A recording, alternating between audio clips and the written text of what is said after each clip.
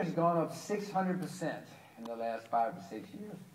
600%. So you're probably saying, oh my God, I don't want to buy sugar. Well, let me tell you, sugar is down 50% from its all-time high. I want to repeat. Sugar is 50% below its all-time high. So you can see how massively depressed agricultural prices are on a historic basis. That's why Indian farmers are committing suicide and African farmers are giving up, because it's still impossible to make a living. Someday sugar is going to go back and make all-time highs again. But it was very, sugar made its all-time high in 1974. 1974, that was 37 years ago. There's very little in the world that is 50% below its price in 1974, but sugar's one of them.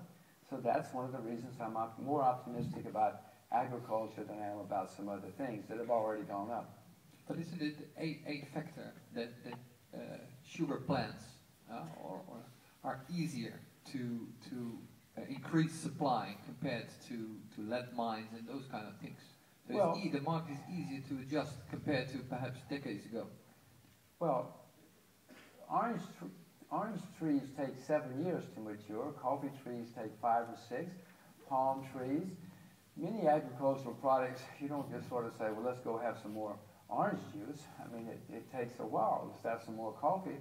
Yes, it's easier to plant sugar cane than it is to plant palm trees, but even then, it takes a while. Yes, there's no question about it. It takes a while, but remember, we've got to have somebody to do it. There are not that many farmers anymore. The number of farmers have been declining, and yes, this will happen. But also, you throw in bad weather, you throw in unbelievably low inventories.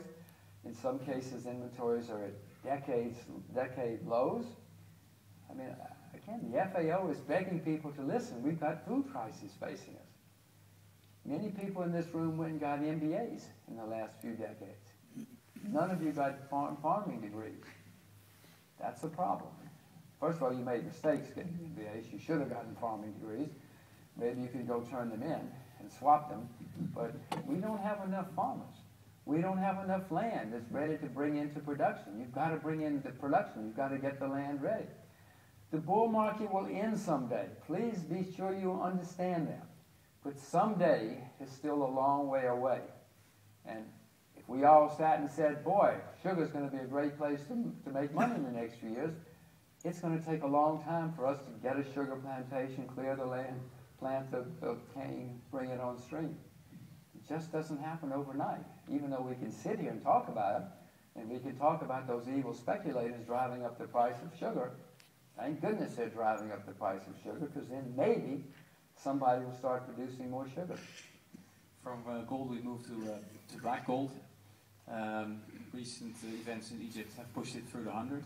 Is that a high, or do you expect we can move the from surprise, 200, the surprise is going to be how high the price of oil stays and how high it goes. I showed you this on the chart before. All the oil fields in the world are in decline. The IEA is going around the world begging governments to listen. Known oil reserves are in decline. Surprise is going to be how high the price stays and how high it goes, unless somebody discovers a lot of oil in very accessible areas very quickly. $100 is not the top. Oil will certainly go over 150 in the next few years. Oil will go over 200 in the next few years, unless something dramatic happens very quickly.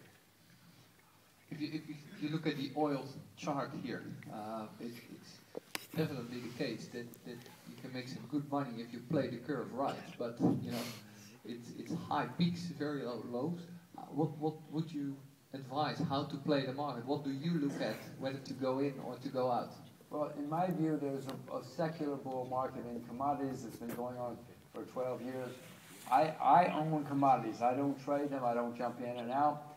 When I try to protect myself, I sell something short.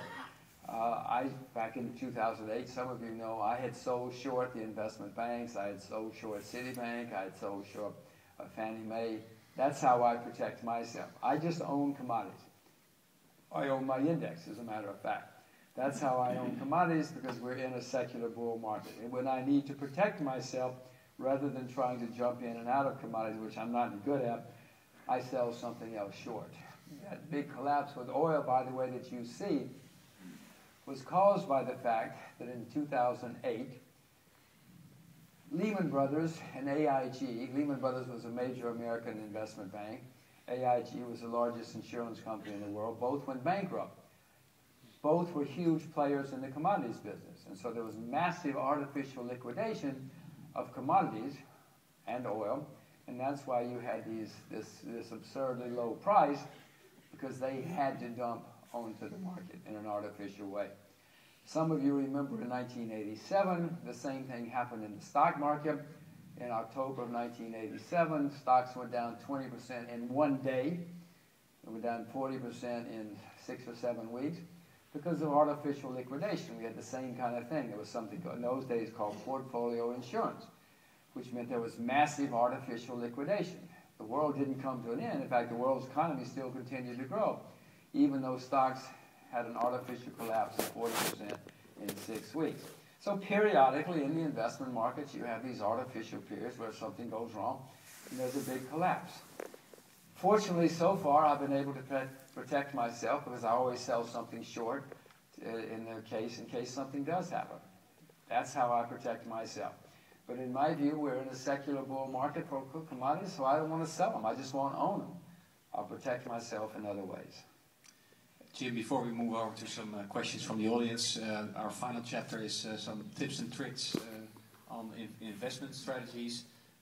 We had a question from somebody in Antwerp on how do you anticipate or how do you prepare or position yourself in the future market to kind of play the contango or backwardation or protect yourself from the effects of that? How do you do that?